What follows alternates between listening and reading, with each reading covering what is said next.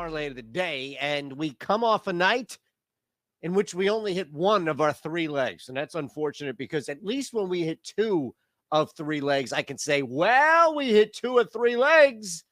So if you played them solo, you stayed up. In this case, I can't. And the bad news is that we're going to fade my guy behind us tonight. That's just part of it. But we have to get to that first. We have to get to you hitting the thumbs up, subscribing, of course, to the Odd Shopper channel. And let's hit a three-leg parlay. Why not? Let's go into it tonight. Add some legs, hit a three-leg parlay. I'll tell you about what's happening over at DraftKings and how you can turn 5 into 150. Simple, easy process. I look at these two teams to start off our first leg as a little more even than what a 4-point line would indicate. And this thing is already dropping. I mean, my goodness. First off, this thing dipped 3 full points. So when I was building this about, 5 minutes ago, this was sitting at 7. And it made no sense whatsoever that it was sitting at 7. So I want you to understand, we're taking, or you, because I got in at 7. And I mean, there's nothing I could have done. It's not like I even put it on the Discord. It just was at 7. I come home. It took me about 6 minutes to put the bet in and then get home and set up and do it. It's now at 4. It's dropping. Bradley Beal's hamstring. We know there's concern. Look, if anybody's out on Washington, Kuz, Chris Dapps, or Bradley Beal, then a 7-point line is laughable. 4-point line now becomes significantly doable, and to the point where maybe you start looking at if Bradley Beal's out, plus 160 on the money line. But 4 points is more than okay. Both of these teams, granted, Washington, I know they come off that big win against Philadelphia. They follow it up at home against Phoenix, but they're as good, especially down at least one of those top 3 guys, as the Orlando Magic right now, who aren't good. Neither one of these teams are great. 2 games in the middle of December to end of December are not going to redefine Washington, but Orlando just hangs.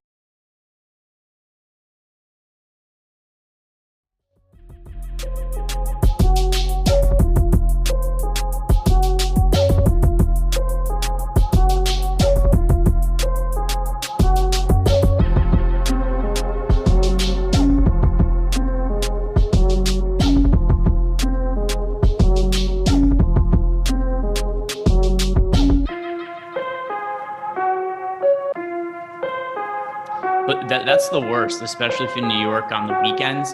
And back from when I was doing comedy and I was going back and forth every night, I would miss the last train all the time. And the option, I would either have to get a taxi, and I didn't have any money at the time, and it was really expensive. I would have to taxi from there all the way to the train station just to get my car. Or what I would have to do is I would just have to stay up all night and take the first train home in the morning, which I would also do at times, which easy way to get yourself in trouble in New York too, where it's like, oh, cool, I missed the last train. I'm just going to stay out and party for the next 4 hours. Right. Yeah. I'm either going out drinking or I'm doing a lot of walking and just aimless wandering around that leads me to trouble anyway. But yeah, I've been in that boat too. Missed the last train back after a punk show or something like that back in the day when I was in college or when I was living at home in high school and everything. And yeah, those wee hour adventures get kind of interesting in New York City. I never did the full on taxi ride. I always just did the screw it, we'll find something to do. I mean, I had to because I was doing comedy in New York 7 days a week, and I also had a job during the day where I was working at a preschool. So there would be times where if I missed the last train, I wouldn't be able to wait for the first train in the morning because I wouldn't get to work on time. Right.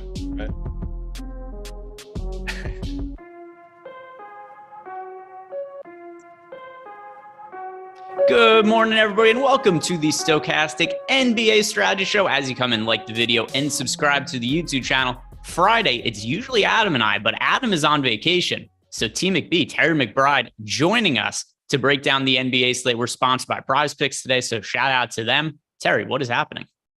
Not too much. Nice, easy going Friday morning so far. Slept in a little bit, but I've had about an hour sitting here updating everything, playing with the slate, and taking a quick peek to get ahead of the curve a little bit, hopefully here. So not the greatest night in the world last night. I had like an okay basketball slate where, lose a little bit, but not that much, and it's not too tragic. But then the single game football slate just wiped out for me. So it looked like and felt like a worse night overall, but basketball was okay yesterday. But hopefully better things today. Nice contest on FanDuel. Looked like a nice contest on DK and 9-gamer. So a lot to talk about. It's been an awesome week from a standpoint of the games are a lot more spread out. So it's not like a 12-game Wednesday slate, a 2-game Thursday slate, a 13-game Friday slate. Like we've had pretty regularly 7, 8, 9-game slates, which has been great for me because I've been pretty profitable this week. And a lot of it has just been because these are slate sizes that I like playing. It's not too much value, but it's also, a good amount of value. We have options to choose from. Now, with that said, there's going to be a shit ton of value in the first game of the slate because the Washington Wizards are playing the Orlando Magic and half of the Orlando Magic team is suspended. But we're going to start with the Washington Wizards first, where Bradley Beal is listed as questionable. So Beal's been dealing with a hamstring injury. 2 games ago, he left early. The game after that, he was listed as doubtful, ultimately did not end up playing. Questionable for today. So, Terry, if Beal is not able to suit up for this game, who benefits the most from Washington? If we're projecting him as in right now, so that's kind of where I'm leaning. What I'm hoping for is just we get the Bradley Beal in and on the court. It seemed like he was close to going the last time out, so fingers crossed he just goes, and then everybody just kind of looks like meh, like who they are, except for maybe Kristaps Porzingis, who's standing tall on the FanDuel slate at 9,000. If we don't get Bradley Beal out there, then we've got to deal with like the Corey Kispert kind of a night at 3,600. He's already projected at 24 minutes on the FanDuel slate, only coming up 1% optimal though. On DK coming up like 0.3% optimal. So if we hand him another 10 minutes or something like that, then I suppose he could get a little bit more relevant. And then it's just a lot of moving parts. You've got Rui on this team. You've got Monte Morris, DeLon Wright, guys like that who could certainly see a little bit of bolstered opportunity. But none of these guys is really somebody that I'm really going out of my way for, unless something changes pretty dramatically in terms of what some of these probability marks look like.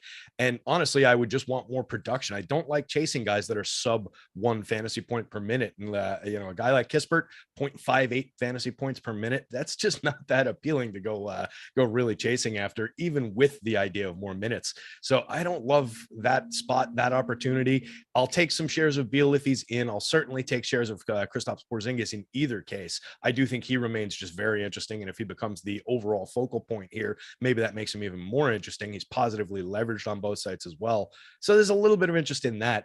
Otherwise, I'm happy to kind of just overlook this team, maybe pay attention to some of the value on the other side of this one. But I just don't love this game as a spot in general, despite the nature of all the value. It's the same story on the other side. There's just a lot of sub 1 fantasy point per minute guys who are going to be getting action. And that's not really what I'm looking for. Yeah. So just to talk about the Bradley Beal piece here really quick. So if he is ruled out, one thing that's changed quite a bit about Kristaps Porzingis, he's been added with power forward eligibility on DraftKings. The last few slates, he's had power forward and center eligibility on FanDuel. DraftKings, he's been a center only, but DK has added him with the power forward eligibility. So if Bradley Beal ends up getting ruled out, that makes Porzingis way easier to get to on DraftKings than it's been in previous slates, because with Beal off the court this year, Porzingis, 31% usage rate, scores 48 fantasy points per 36 minutes in the minutes without Bradley Beal. And then we also have to consider this Orlando Magic team is going to be incredibly shorthanded. So just going through the Orlando Magic right now, this is the list of players that are currently out for the team. Because if you guys missed what happened the other game, Mo Wagner hip checks Killian Hayes punches Mo Wagner in the back of the head, actually knocks him out. And then all the bench is clear. And as the rules in the NBA, if you leave the bench during an altercation, automatic suspension. With that in mind, Wendell Carter Jr. suspended, RJ Hampton suspended, Gary Harris suspended, Mo Bamba suspended, Cole Anthony suspended, Mo Wagner suspended. So that's 6 suspended players. Then we've also got Chuma Okeke out, Jonathan Isaac out, and Jalen Suggs out. But wait, there was more players suspended, but because of NBA rules, if every player on the Magic had to serve their suspension today, the Magic would not have enough players to field an NBA roster. So the NBA granted an exemption and they said, you're allowed to play some of your suspended players today, and then they'll have to serve their suspension in the next game. So as a result, we only have 8 active players.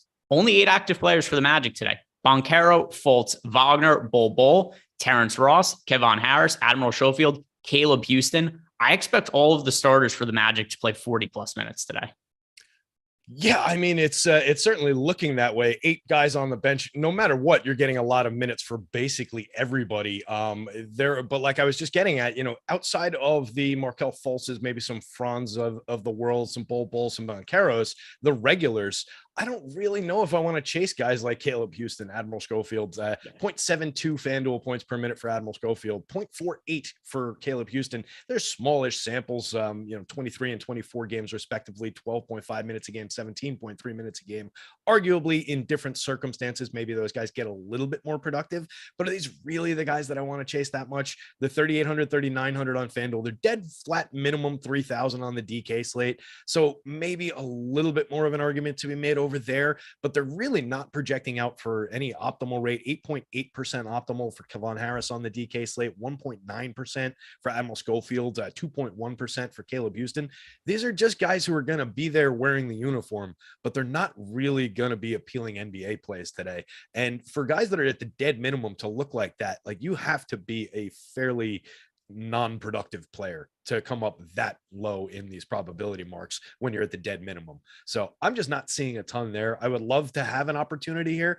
I just don't really want to go to those guys. So Fultz looks very interesting on both sides, 50% optimal DK, 42% on FanDuel, drawing a ton of ownership, but it's appropriate ownership. You can get to Bol definitely on the DK slate. Any of the regulars, like I said, are playable at worst on both sites. Bol looks very appealing on DK. Fultz looks very appealing on both sides.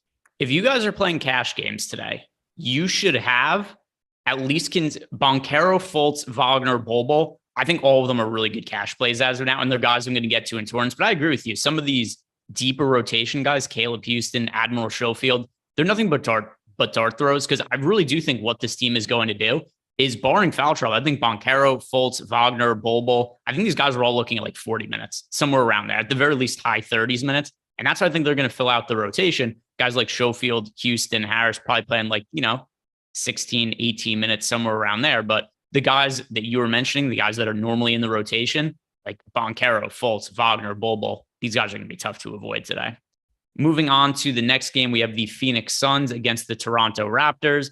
And as far as Phoenix goes, Devin Booker out, and unfortunately going to be out for a extended period of time here. The team said that he's going to be out for upwards of, I believe, a month and a half, dealing with this groin injury that he has. So there's no Devin Booker. Landry Shamet remains out. Cam Payne remains out. Cam Johnson also out. We've got the weird situation with Jay Crowder, not with the team.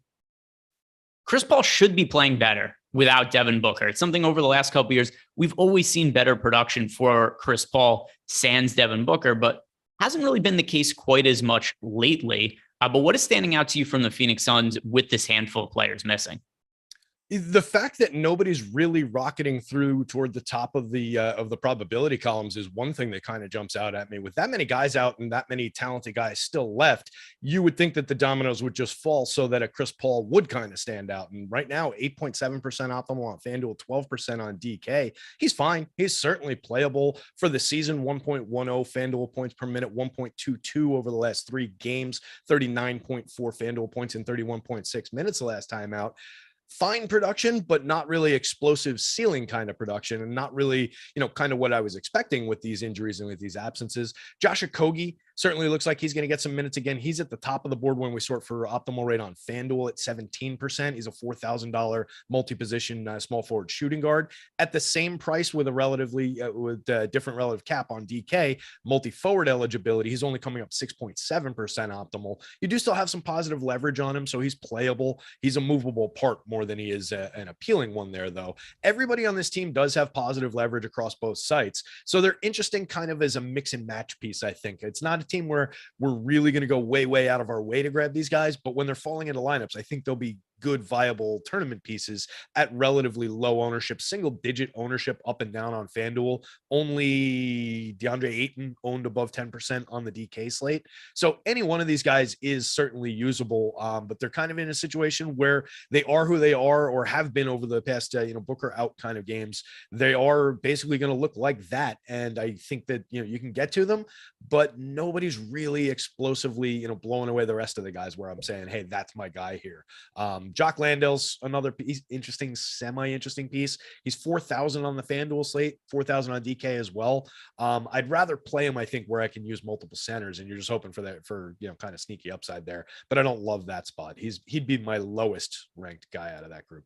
He has been starting alongside DeAndre Ayton lately, but it hasn't necessarily led to minutes. So 2 starts in a row for Landale alongside Ayton, and it's been very, very odd minutes allocations, and the fit's been terrible as well. So 16 minutes for Jock Landale in a start last game. In those 16 minutes, the Suns were minus 18. I tend to think they're going to get away from Jock Landale as a starter just because it's been a poor fit with him alongside DeAndre. And then one other thing I want to point out too is I've been really confused by the ownership on Dwayne Washington as of late, because people are saying, oh, okay, Landry Shamit's out, therefore there's more minutes for Dwayne Washington. They don't have anything to do with each other. Dwayne Washington and Chris Paul do not share the court together. Dwayne Washington is the direct backup to Chris Paul. So maybe if something was to change where Washington starts alongside Paul, that would make me change my mind. But otherwise, here's what Dwayne Washington is relying on. He's relying on Chris Paul getting hurt. He's relying on a blowout or foul trouble for Chris Paul. That aside, the minutes just aren't there for Dwayne Washington. So last game, 17 minutes for Washington, and then Paul played the rest of the point guard minutes. It was 17 for Washington, 31 for Paul. So there's just a direct backup to him. And then the game before, Chris Paul got hurt and the game was a blowout. So Chris Paul played 24.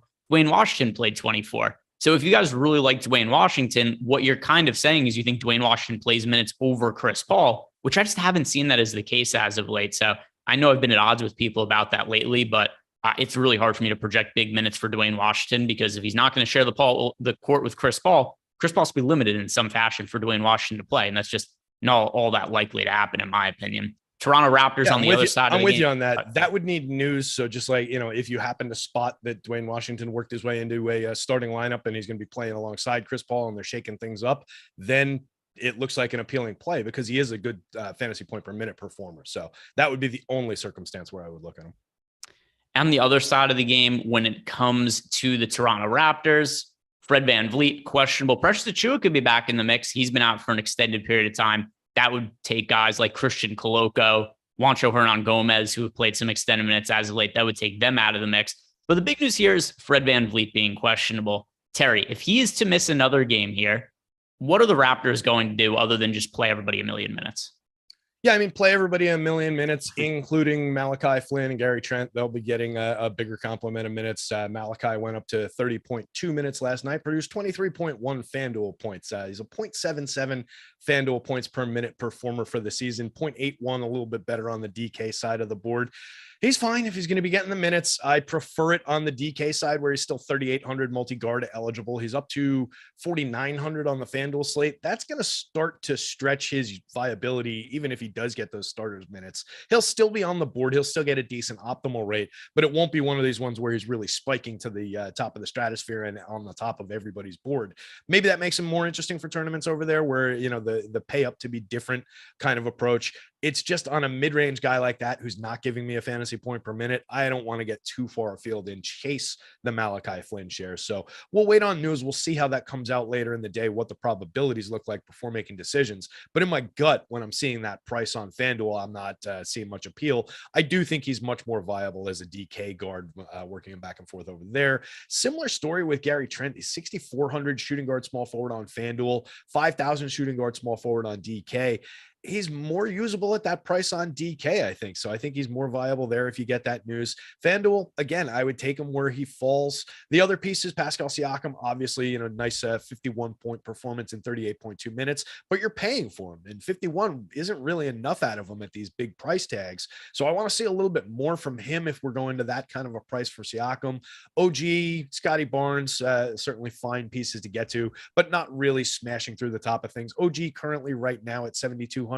The top ranked guy on FanDuel by optimal rate, on both sites actually, by optimal rate in the mid-teens. But he's a guy, again, sub 1 fantasy point per minute performer, gets there on his minutes, gets there on filling out the stat sheet. Not my favorite guy to chase in just, that's a little bit of personal bias creeping in. I take him where I get him. It's not like I go and take him out of my lineups, but when I see him, I'm not overly thrilled about it. That said, positively leveraged and coming up optimal. So certainly very, very playable night for OG today. Today's show is sponsored by PrizePicks, and if you guys haven't signed up at PrizePicks yet, when you use our link, you're going to get 1 free month of Stokastic Plus Platinum when you sign up. We're also going to get a deposit bonus of up to $100 at PrizePicks. And what's also great about PrizePicks is it's a way you could play player props even if you live in a state that does not have legal sports betting, because PrizePicks operates in pretty much all of those states. But if you're in a state like Terry and I, like New Jersey, where sports betting is legal, we don't have access to PrizePicks. We do have access to sites like BetMGM, and we have our BetMGM deal as well, where if you sign up at BetMGM by using our link, you get 2 free months of Stokastic Plus Platinum and a risk-free bet of up to $1,000. So even if your first bet was to lose at BetMGM, you're going to get refunded up to $1,000. So a couple ways that you guys could get really good value at signing up at new sites, but also you're going to get free Stokastic Plus Platinum membership. So even if you aren't all that into sports betting and you just want to get access to our tools for a cheap price, free is a pretty cheap price. PrizePicks, you get 1 free month Stokastic Plus Platinum. BetMGM, 2 free months of Stokastic Plus Platinum. You just have to click on the link that we have below when you sign up at those sites to get credited with your free months. Moving on to the next game, the Los Angeles Lakers against the Atlanta Hawks. And LeBron James is listed as questionable. I tend to think he's just fine. We see the Lakers do this from time to time with LeBron James, with Anthony Davis. Will they get listed on the injury report? They just kind of linger for a while because LeBron's been on the injury report the last couple of games and he ended up playing in those spots. So I tend to think he's going to be good to go. Questionable with the same ankle injury that he's been on the injury report with. Are you also assuming that LeBron plays, Terry? And if so, how do you like him as a pay-up option with Anthony Davis still out? Yeah, absolutely. Assuming that he goes with the way that they list him and handle him and the news and everything. I just don't change things. Like a lot of teams, I'll try and guess the situation. You know, Denver with Aaron Gordon and Atlanta the other day with Trae Young and spots like that. With the Lakers, when LeBron's questionable, unless they tell me that he's not going to play, I'm just going to assume that he's out there. Or unless he's walking wounded, where he's obviously very injured, I'm just assuming he's out there. So full go for LeBron for me.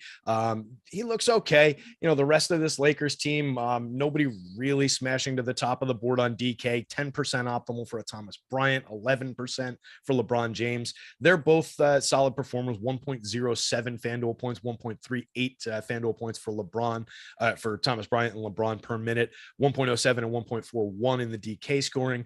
Either one of those guys is perfectly fine. You know what you're getting from Thomas Bryant. LeBron appropriately priced for his production, for his situation. The ownership it's at 11% basically now on FanDuel, 14 on DK. Maybe he sees a couple additional percentage points of ownership, but I don't think we're really carving his ownership down for the question mark tag right now. He's probably going to look a lot like this once lock rolls around. So I'll take shares of LeBron, perfectly fine, but he's not going to come up a lot, I don't think, via the optimizer when we're running lineup builds. So we'll see what we get of him, and we'll certainly gladly take it, but it's probably not going to be a major play. Similar with Russ, like if I get some shares of Russ at 8,000 on FanDuel, 7,500 on DK, that's okay. 1.24 FanDuel points per minute over the last 3 games, 1.23 for the season. He's found his footing a little bit. He's fine, but not somebody I'm really excited to get to. The other pieces are just kind of odds and ends, all low single digits in terms of optimal rate, boom score probability, production, all well below 1 fantasy point per minute. So it's really about those 3 players, Thomas Bryant, LeBron, and Russ. Yeah. And so LeBron, to me, if a lot of value opens up, it'll be easier to just fit LeBron and Giannis into the same lineups. But Giannis is by far the top pay-up option for me on the slate today. No Drew Holiday, no Chris Middleton. I know I'm getting ahead of myself, but that's really the comparison point. LeBron versus Giannis. Giannis is going to be the higher priority for me personally. If enough value opens up where I can play both of them in a bunch of lineups, that would be cool as well. Atlanta Hawks, when we talk about them, Trae Young is expected to be back in the lineup. He missed the last game. He was dealing with an ankle/calf injury. But with Trae Young back in the mix, DeJounte Murray, big downtick in terms of usage for him. Bogdan Bogdanovic, also a little bit less playing time, less usage there. So this Hawks situation, kind of the inverse of what we look for in value. We've got a key player returning to the rotation. But one thing that does at least potentially present us some options is the front court, because Clint Capella is out. So does that bring any appeal to Onyeka Okongwu or John Collins for you? Yeah, I think at least on DK, Okongwu still looks pretty interesting. 5,300 center only over there. He's 18.3% optimal. He's going to be popular. He's owned basically doubled that. So he's a very negatively leveraged play, but he's the kind of productive guy, productive play that I think you can just plug in at a center spot at that price tag and build around him and just kind of ignore that ownership, ignore that negative leverage and not really sweat it positionally. On the FanDuel slate, 6,200, he's negatively leveraged to a negative 17. He's only 7% optimal over there though. So it's a very different scenario. 25% owned, 7% optimal. That doesn't really have appeal for me. It is a single center site and only getting him optimal 7% of the time. I'm not loving the spot on the FanDuel slate, but I do think he's playable over on DK. And that's borne out in our probabilities. It's borne out by the boom scores as well. 13% probable to go 5x plus 10 on FanDuel, 26% probable to do it on DK. So there's just more to like about Okongwu on the DK slate. I think Trey is fine across both sites, a pluggable star caliber player for price. Just plug in and expect around or above his median projection. You're not going to get a tragic performance unless he comes off the court. Like you said, he does knock down DeJounte. He does knock down Bogdan Bogdanovic. Guy who could be interesting for tournaments at mid-range ownership is John Collins, 5,700 on DK, power forward center. He's 11% optimal, 13% owned, 14% optimal, 15% owned on FanDuel. So he's getting around the appropriate attention, but we could see a nice performance, with the absence of Clint Capella and a lot to do in the front court from a player like John Collins. Only 0.95 fantasy points per minute in FanDuel scoring for the season, but over the last three, 1.20 in 30.7 minutes a game. So maybe a little bit, of headway there for Collins. So I think he's kind of interesting for tournaments here. Otherwise, a lot of moving parts. Yeah, he's certainly priced down from where he's been historically. And the other thing, too, about John Collins is he should benefit from the absence of Clint Capella. He's capable of playing center minutes when Okongwu isn't on the court. He's just gotten into such bad foul trouble as of late that we haven't really seen him play the extended minutes. So John Collins 2 games ago fouls out in 29 minutes. So he can't play more minutes after you foul out. That inhibited his minutes. Last game, he played 33 and a half, but he got off to a really hot start in that game. And if I'm not mistaken, he picked up his second foul 4 minutes into the game. So you got another spot where, all right, so John Collins finishes with 34 minutes, but if not for that foul trouble, or 33 and a half, I should say, if not for the foul trouble, we're going to see 36 or 37 minutes from Collins? Possibility. So it does look like the minutes are on the upswing here. And I agree with you. I think he's somebody who in large field tournaments in the mid-range, we could certainly make a case for. Let's move on to the next game, the Detroit Pistons against the Chicago Bulls. And the Pistons, it's funny because if you looked at that suspension for Killian Hayes, who's going to be out for today, he was clearly the worst actor in that entire situation. But what ends up happening is because he was the worst actor and everybody from the Magic bench gets up off the bench to defend Mo Wagner, who was literally knocked unconscious on the bench, their entire team basically gets suspended. Whereas it is for the Pistons, Killian Hayes facing a 3-game suspension, Hamidou Diallo facing a 1-game suspension. So they're not going to be as impacted by the news as what the Magic are. But with that said, Killian Hayes out of the picture, Diallo out of the picture, it creates some additional playing time in the backcourt. And that leads to Alec Burks being one of the most popular plays on the slate. So how do you feel about him as a chalk play? He's currently projected for, 4,400, 19% ownership on DraftKings. Over on FanDuel, Alec Burks at 5,300, much less popular, 7%, but one of the more popular plays on DraftKings. How are you going to look at Alec Burks in large field tournaments? I think my answer was going to kind of be that I lean toward being happy that he's priced at 5,300 on FanDuel, where I'm going to be playing my lineups rather than 4,400 on DK. That's a nice price for the production. Multi-guard eligible, coming up 11.6% optimal. Like you said, over-owned already, 19% ownership. He's a 1.04 fantasy point per minute performer in FanDuel scoring for the season, 1.07 in DK. Put up 49.4 FanDuel points in 30.5 minutes, and certainly has been a productive performer over time, but he's a bit of a roller coaster ride. And I don't know that I necessarily want to chase it with a bunch of the field. Since he's only 6% on FanDuel, it becomes kind of one of those mid-range pay up to be different spots where I think I'm okay with that. Like I'll take a little bit more than the field 6% because I'm overspending for him, even though he's a little bit less optimal on the FanDuel slate. If you get me, I can chase the points a little bit more comfortably because not a lot of the field's going to be doing it. Not a fifth of the field is going to be doing it on FanDuel. So it's just a a different play from site to site. You're going to have a lot of people going along for the ride with you on DK at that good price. Like there is upside for Alec Burks at that price, but it's not like he's smashing through the ceiling on probability either. 12.1% boom score probability. At that price, you would think a 1.04 FanDuel, 1.07 point per minute performer would have a little bit more trajectory toward the ceiling. So it's not great, but I definitely think it's playable across both sites, just in different ways from site to site. He looks probably like the most appealing option out of this team on the DK slate. On FanDuel, you can make an argument for Bojan. He's sitting 10% optimal, but he's overowned. 6,000 small forward, power forward. He's negatively leveraged to a 7.6, 17% owned. I don't love that spot either for a guy who's only giving me 0.9 fantasy points per minute. And is there anything else we should be looking out here? Like I said, Killian Hayes is out, but the Pistons have already kind of been playing deeper rotations. We've got Marvin Bagley as questionable. He has missed time as of late. So if he was to remain out, there would be extra minutes in the front court for somebody like Jalen Duren. But at least as of now, in terms of the direct impact from Killian Hayes being out, Jaden Ivey or anybody else that we should really be looking at from Detroit. I mean, the way we've got it projected right now, nobody really jumps off the board to me. It's not a team that I'm really all that excited to go chase in most situations. A lot of sub one performers and a lot of the guys that you were just talking about there. Jaden Ivey, for example, 0.92 FanDuel points per minute, 0.95 on the DK slate. He's 5,900 on FanDuel, and he's getting much more attention than he deserves. He's 2.6% optimal, 10.9% owned. You scroll over to the DK side of the board, it's a similar situation. He's 5,900 over there. He's coming up 5.4% owned versus 1.7% optimal rate. So just the ownership on a lot of these guys doesn't match up with the production, doesn't match up with the probability. So I'm going to stay on math side rather than chase the field here. Yeah, no, I think that makes sense, especially on a slate where we just have so much value. There's not really a need. And then something else too is the Bulls have kind of been shockingly decent on defense this year. In the past, this is the team that presented a really easy matchup, but this season, the Chicago Bulls, let's see, where are they in adjusted? Here they are. Yeah, I mean, they're top 10 in adjusted defensive efficiency. They also play, league average pace. So it's not quite the easiest matchup in the world to going up against them either. And now from the Bulls side of the game, it's always tough to really know what to do with the Bulls' big three, Zach LaVine, Vooch, DeMar DeRozan in large field tournaments. You can always make a case for individually some of these guys having upside, but there's rarely going to be times where I feel really strong about one of them over the other.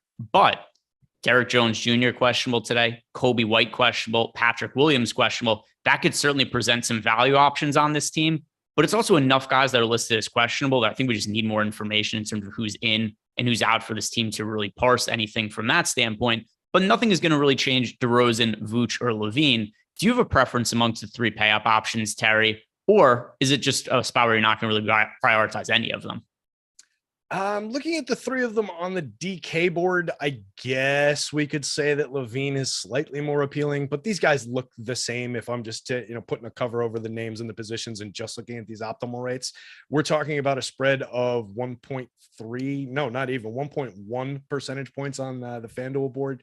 It's just not, oh no, excuse me. That's looking at Alex Caruso. Vooch is only 4.5% on FanDuel. I was looking up one line. So DeRozan LaVine on FanDuel, 15.8, 15.5. You do fall off on Vooch over there. On the DK slate, it's 10% down to 6.3% across the three players. So they do look very much the same on the DK slate in terms of probability. You do get a drop off with Vooch with the singular center on FanDuel. Excuse me. Yeah, DeRozan is so expensive now. His prices come all the way up to $9,000 on FanDuel. On DraftKings, he's priced up to $9,100.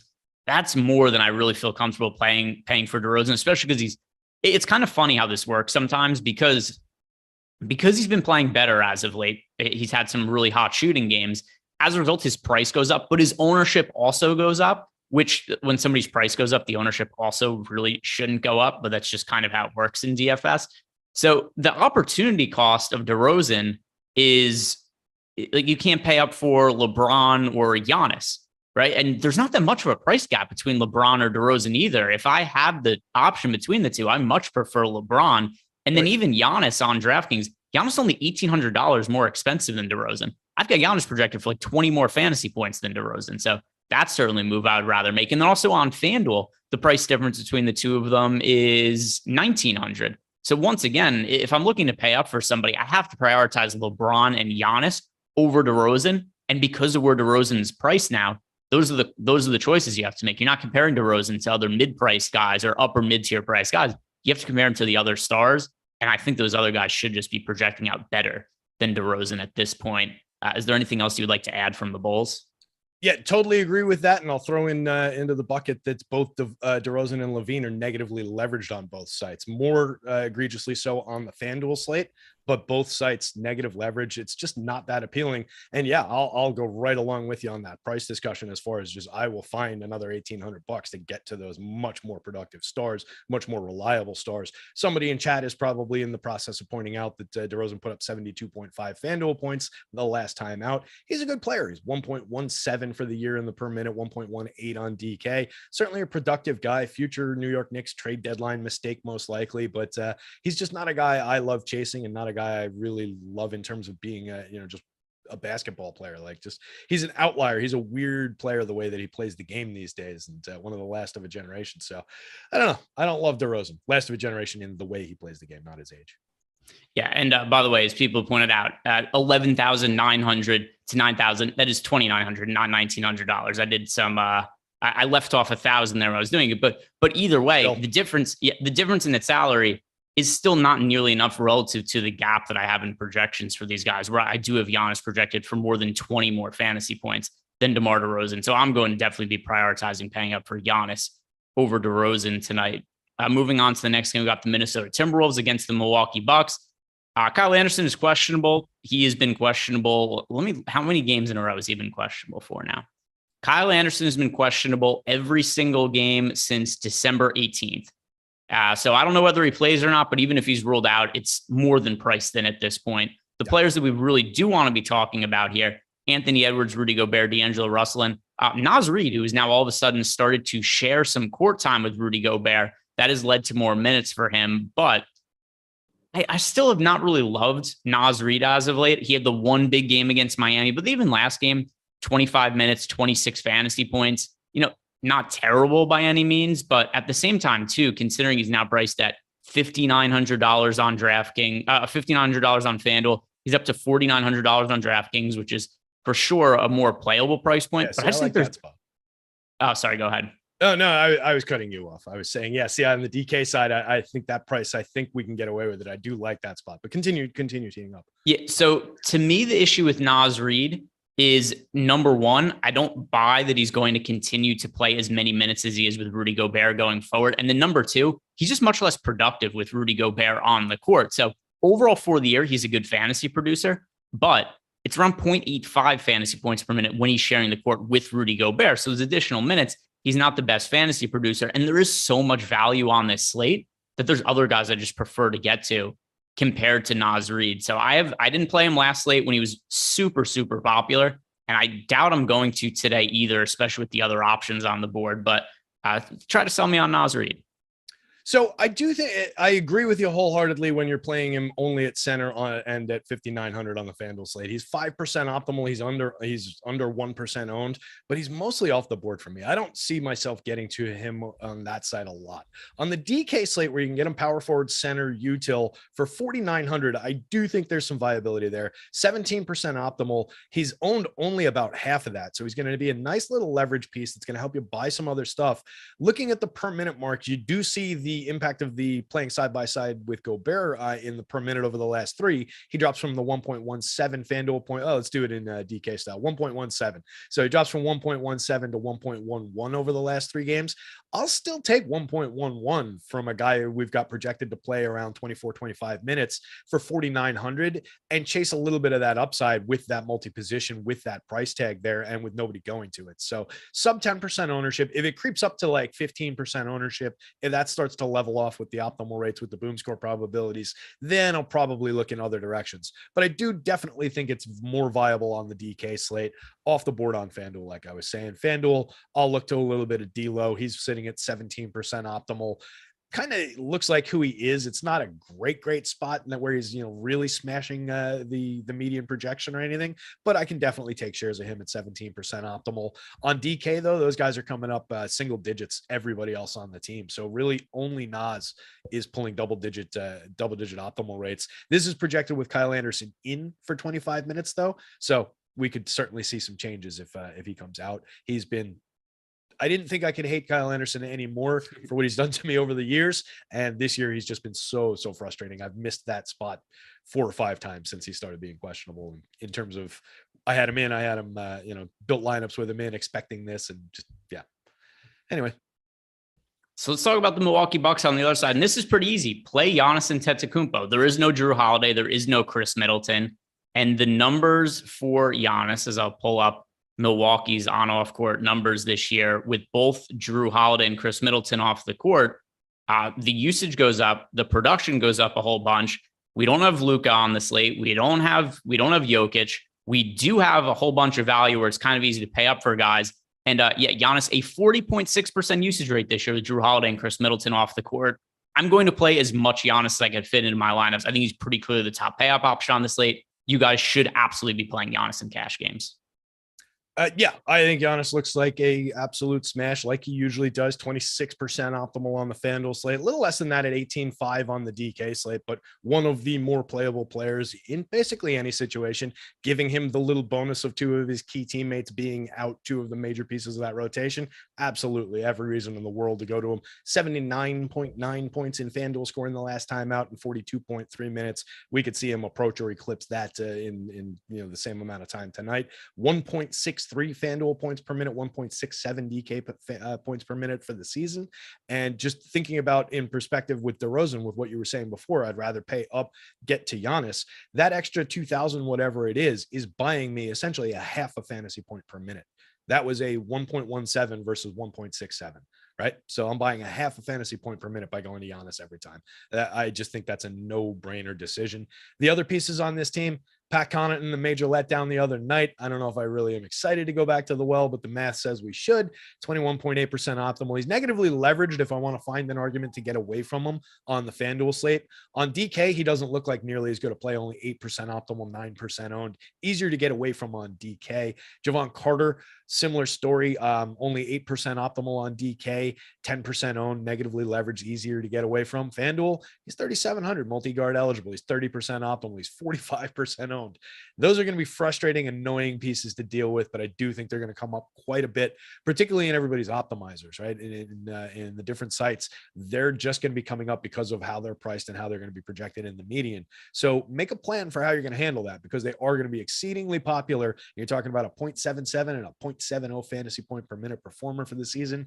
Just low end guys, not guys I love the idea of chasing, but they are coming up quite a bit because of how they're priced. So figure out some pivot points and maybe try and get to them on your builds. All right, we got to go a little faster, Terry. We only got 15 minutes left in the show. And by the way, the Nuggets do play today. And I had said no. Yes. The reason is, so I ran lineups before the show started, because it's usually what I do in the morning, just kind of get a sense of who I'd be on. And I basically didn't really get to Jokic at all because of the amount that I got to Giannis. So that was why I had said mistakenly, no Jokic. He's just not really showing up in lineups for me right now. Giannis just by far the best pay up option on the slate. And that's also why we look at the next game here, the Philadelphia 76ers against the New Orleans Pelicans. And it's going to be hard for me to get to Joel Embiid or James Harden because Tyrese Maxey is back for them. Maxey's been out for a very, very long time with a broken foot. With him back in the mix, I don't expect him to come back and play 34 minutes or anything like that right off the gate. But the additional usage that he brings into the starting lineup, it's just shots that come away from James Harden, comes away from Joel Embiid. Him being back in the mix makes the Sixers pretty unappealing looking. Yeah, I was confident in our ability to hit our mark time-wise because nobody looks appealing in this game, and we don't really have all that much to talk about here. I think Embiid, Harden, Zion, those types of guys are perfectly fine when you can get to them. Arguably, you could push the envelope and get to additional shares of them. They're all positively leveraged, but not one of them is really standing out in our probability marks on either team. Everybody on both teams on both sites is in the low to mid single digits. The highest mark for optimal rate on either team is Joel Embiid on DK at 8.4%. and Jose Alvarado at 8.3% on the FanDuel slate. These are just not appealing teams today. The stars are going to be, who they are. You can absolutely roster any of the stars in any situation. Guys like, Tobias Harris, Anthony Melton, Maxey, certainly. They'll give you around their median, not a lot more, nothing really coming through in our probability metrics. So just use these teams as they fall. Don't go out of your way for any pieces from this game. Yeah, that's where I'm at with the 76ers. And then on the other side of the game, when it comes to the New Orleans Pelicans, Zion's had some really big games as of late. In fact, last game was probably the best game he's played of his entire career, but he's finally getting to be expensive. Zion Williamson now 10,000 over on FanDuel. On DraftKings now 9,800. Surely there's some upside in Zion because we saw it last game. But once again, relative to the options like LeBron, relative to the options like Giannis, New Orleans has a lot of good high usage players. They still have McCollum in the mix. They have Valanciunas. It's going to be hard for me to pay up for Zion. Is there anything you like from the Pelican side of this game? No, like I was getting at, everybody in the low to mid single digits in terms of optimal rates, boom score probabilities across the board. You can absolutely get an upside game out of Zion. 56.1 FanDuel points in 33.9 minutes his last time out, 1.65 FanDuel points per minute over the last 3. He's been great, but he's priced that way. He's priced at 10,000, and in a situation in this matchup with most of his team healthy, a lot of other big bodies around him, do I want to chase that, or do I want to chase like a similarly priced Pascal Siakam with more to do potentially if like a Fred VanVleet is out, and certainly more expectation of like 10 additional minutes beyond what Zion's going to play? I just think there's other spots. This game, again, I'll take shares of Zion, certainly. If I'm above the field on Zion, I'm happy about it. That said, he's only 2% owned on FanDuel, so I could go 5x the field and only be putting him in 15 lineups on the FanDuel slate. So you can get to a lot of them and not really risk a lot of your portfolio here, but he's not really justifying it in terms of the numbers, the production, the price. Yeah, same page with me, and I really do like Zion, but he has stars that are in the lineup alongside him, like CJ McCollum right now. His price has gone up, and it's just like Giannis's price is about as cheap as it's been the entire season. And he has the Drew Holiday and Chris Middleton out. So just players are going to look not nearly as good as Giannis when you're paying up for them. That's kind of the spot that Zion is in.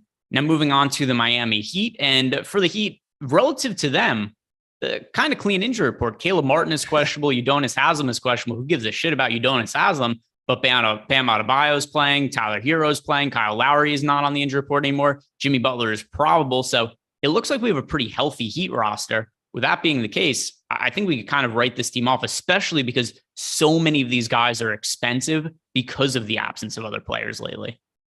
Yeah, I think this is another one where we can just kind of, they are what they are and move along. They're all sitting in the low single digits and optimals and boom scores on FanDuel. They are basically all below 1% optimal on DK. Only that's got to be Bam. Yeah, Bam Adebayo, $8,500 center is 4.3% optimal on the DK slate. Every single other member of the Heat is below 1% optimal. They're just overpriced right now, so no real need to get to any of them unless we do get the weird pieces of news where 11 of these different guys are out and they're playing with 5 guys and one of them's going to be hopping on one foot like we've seen with this team. So right now, doesn't look like much appeal here. And on the other side, when it comes to the Denver Nuggets, down pace game for Denver, this actually has the second lowest total of any game on the slate at 223.5. A couple of reasons that I'm not getting to Jokic, at least as of now. Jamal Murray, Aaron Gordon, Bruce Brown, they were all out last game, but they were also all game time decisions. I tend to think all 3 of them play today. And overall for the year, Jokic got off to a slow start relative to Jokic standards and then started crushing over the course of a few week time frame. But one of the main reasons that happened was Michael Porter Jr. was out.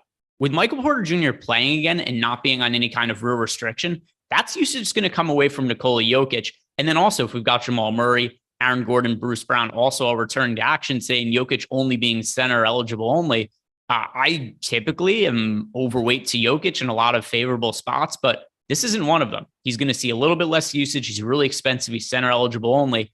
I kind of think this is a hard spot to get to him. Yeah, I mean, at 12-1 on FanDuel, 11-8 on DK, you are asking a lot out of that salary. And we've also got a slate where there's just a lot of at least moving parts that have value, if not sheer value plays in the center and in the front court. So it is definitely something that's shaving down his optimal rates. His boom score versus his optimal is interesting to look at. You're talking about a guy with nearly a 30% probability to go 5x plus 10 on his salary at 11.8, 22% probability from 12.1 on FanDuel, but he's still only coming up around 5% optimal, 7% optimal from site to site. It's just not the strongest play in the world, odd as that is to say. You can get there. You can put him in your lineup. You can win a tournament with Nikola Jokic in your lineup tonight. Absolutely on either site. No question about it. You're just kind of chasing the raw scoring and his trajectory toward a ceiling game. And we're giving you a number of good reasons why that probability of getting to a ceiling game is going to be a little bit likely to be cut down. And the math is saying it's better to spend your money on other pieces in other positions and pay down in these center spots. So for me, I'm just following the numbers. I'm following the math, and it's not leading me to many shares of Jokic. That said, at only 3% ownership, it's probably pretty likely that I put my thumb on the scale and just get myself to 10% ownership on Jokic, just because he's Nikola Jokic and he could go out and have that 75-point game. So I'll take a few additional shares, but not because the optimal rate's telling me to.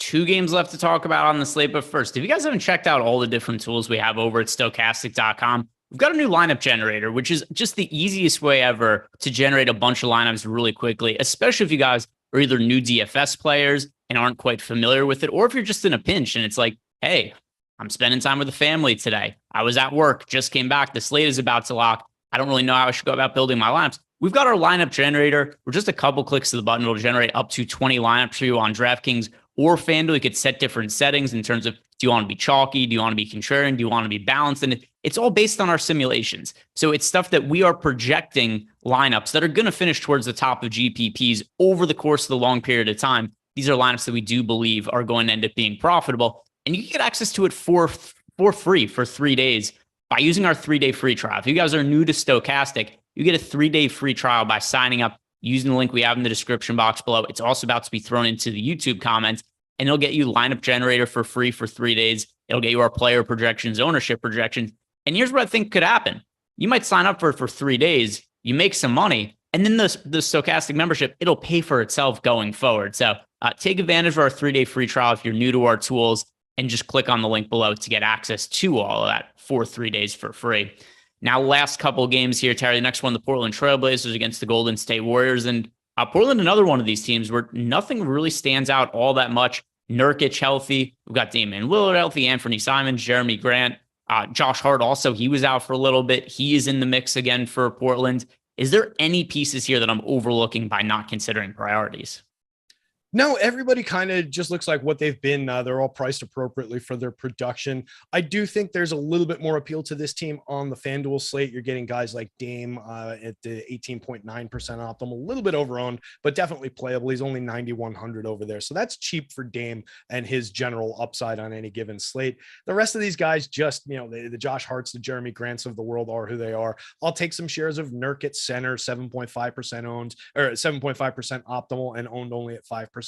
So in those lineups where I'm saying, hey, I'm not going to Jokic, Nurk is a viable center for 7,100 over there on FanDuel, and you're getting a guy who does still have potential to produce a big game. 66 FanDuel points in 35.6 minutes his last time out, 1.53 FanDuel points per minute over the last 3 games, 1.17 for the season. He's 6,700 over on DK, 10% optimal. Guys in the middle of the lineup, the Harts, the Grants of the world, both coming up around 10ish% optimal on the DK slate. So not a lot of appeal on DK. Yeah, that's how I see it as well. And then we talk about the Golden State Warriors. They're going to be getting guys back. So last game, Klay Thompson was rested, which he doesn't play back-to-backs really all that much. Well, doesn't play them at all at this point in his career. Whether that'll be the case going forward throughout the season, it remains to be seen. But at least this year, last year, no back-to-backs for Klay. With this not being a back-to-back, he's going to be back in the mix. That'll take away some usage from guys like Dante DiVincenzo had a big game last time out. Jordan Poole, who had a big game. Anthony Lamb started last game, so he ends up going back to a bench role. And one thing that was kind of curious to me is Jonathan Kuminga ended up being uber popular on FanDuel last slate. I think people expected him to start, and then he didn't start, and just people didn't change their lineup. So Kuminga generally comes off the bench, does not play a lot of minutes for this team. I would advise you guys that if there's a spot where Kuminga is chalky and then is a bench player like last game, he played 21 minutes. he's not really a great value option when we're looking at 20, 21, 22 minutes for Jonathan Kuminga. But with Klay Thompson back in the mix for Golden State, is there anything that's standing out here? No, not really, outside of the fact that at the top of the board, Jordan Poole, Draymond Green, both significant negative leverage. Jordan Poole in particular on the FanDuel slate. Everybody on DK is in the low to mid single digits in terms of optimal, and they're all getting a little bit more ownership than that. Nobody really has appeal on the DK slate, but they're all fine mix and match type parts. It's FanDuel where you get a little problematic around Jordan Poole. He's 7,500 multi-guard eligible, only coming up 14.6% optimal, which is a semi-respectable optimal rate, but he's 22.7% owned, a little bit over owned at negative 8.1 leverage for a guy who's a 0.97 fantasy point per minute player on that site. He's a 1.04 fantasy point per minute player and 8,200 on DK. He's a different play on the DK slate than he is on FanDuel. So he's not optimal on DK, but he's kind of maybe more interesting over there if you get that upside with nobody on him. That ownership, that price is chasing much ownership away. I just don't like an over-owned Jordan Poole and a less productive Jordan Poole on the FanDuel slate. Draymond, I just think, is getting a little bit too much attention. He is Draymond. He does what he does. Just over-owned. I probably won't have that much of him. 6,200 is a respectable price point for him, though. Yeah, and I mean, we've seen individual upside from Jordan Poole. He has these games where, for sure, really high usage. He's been incredibly inefficient this year, but when you take a lot of shots, sometimes you're going to have games where they all fall. But once again, a lot of payoff options on the slate. It's going to be hard to prioritize him. Now, final game to talk about, massive total in the Utah-Sacramento game, 241.5 points expected to be scored per the total. The issue I have with the Utah side of the game is they are just playing deeper rotation. So we've seen Markkanen play a little bit more minutes as of late, but in general, it's hard to project anybody really north of 30 minutes outside of Markkanen and Clarkson to a lesser extent, although Clarkson's still not a guy who generally goes out and plays 36, 37 minutes, 34 in the last two games. Generally, what you're getting out of the Utah Jazz is Markkanen will play like 34, and then everybody else on the team is playing, like 26 to 30 minutes. And even in a really high-paced matchup, it's hard to think that outside of some outlier games that anybody should be projected incredibly well relative to what their salaries are. Yeah, totally with you on that. Markkanen is the most interesting piece to me. Looking at the last three games, 34.3 minutes a game to support your point and giving us 1.29 FanDuel points per minute, 1.12 FanDuel points, 1.17 DK for the season. Definitely a nice piece, but he's priced around that production, 8,408 on both sites, multi-forward eligible. He's a movable part who could give you a ceiling upside type of a game at that price, 50.7 FanDuel points in 35.8 minutes the last time out. He could get you there, but you're dealing with flimsy probabilities there. I will get to him. I do like him. The other pieces that are semi-interesting, Jordan Clarkson, Mike Conley, are the other guys getting around 30 minutes a game. You can get production out of either one of those guys, but neither one is really shining through in terms of our probabilities. An interesting piece on DK is Colin Sexton. We've got him projected for 23.3 minutes. He's only 4,500 over there, multi-guard eligible. He's coming up 11.9% optimal, and only 0.4% of the field is going to him. That makes for an interesting tournament play. Certainly a scoring dependent guy, only saw 16.3 minutes to, go to your unpredictable minutes point. Only saw 16.3 minutes the last game, 18.7 on the average for the last three. Over those three, he's giving us 1.12 FanDuel points per minute. Scoring dependent, thin, but maybe for a tournament play, the math is saying that there's some meat on the bone there. So Colin Sexton, a little bit interesting on DK.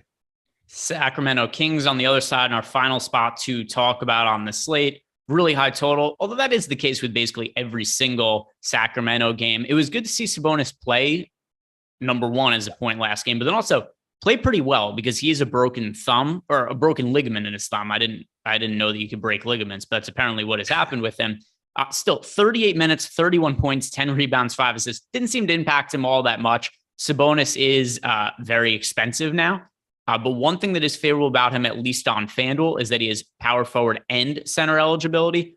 A little tougher to play him on DK where he's only center eligible. I've been saying this for about a month without Sabonis. He's tough for me to pay up for on DraftKings. I really do like him on FanDuel where he has the power forward eligibility as well. Yeah, definitely. He's coming up around 11% optimal. He's 10-4. So, I mean, he's going to be in that tier of star caliber players. So you do have to wrestle with any opportunity cost around other similarly positioned guys. But the abundance of center power forward eligibility on several of those big men that I want to get to here definitely makes them all viable, all playable, and interchangeable pieces. Another guy who I do think is interesting on the FanDuel slate, at least, is De'Aaron Fox. 8,500 for his upside. He gave you 51.9 in FanDuel scoring in 36.9 minutes the last time out.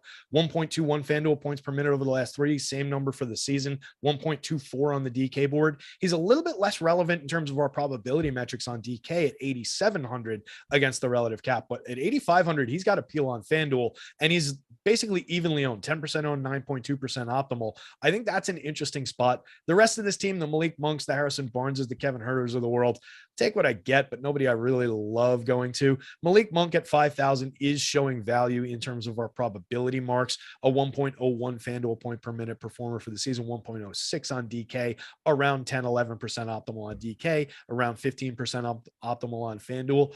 I just feel like that's going to be a position, that guard spot is going to be a position where I'm not going to be looking to spend 5,000 there, 5,100 on DK. I feel like that's a position that'll just float up or down a little bit more and not land in the mid-range so frequently. So take what I get of Malik Monk, but I'm not expecting to match the field at 22% on FanDuel. And that is going to do it for us. If you haven't done it yet, do Terry and I a big favor, like the video and subscribe to the YouTube channel. Got a lot of other content coming up on the channel. So on the contrary is going to be next and later on the day. NBA Deep Dive, NBA Live Before Lock. Check those out because a lot is going to change throughout the day. See you guys later.